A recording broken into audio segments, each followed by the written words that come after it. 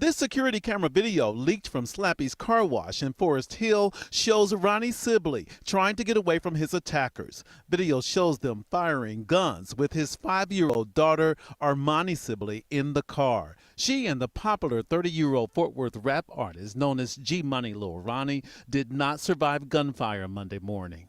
It's the type of gun violence. That's how I started Mothers of Murdered Angels. Melinda Hamilton knows personally. She lost her 25-year-old daughter in 2017 and 19-year-old grandson in 2020.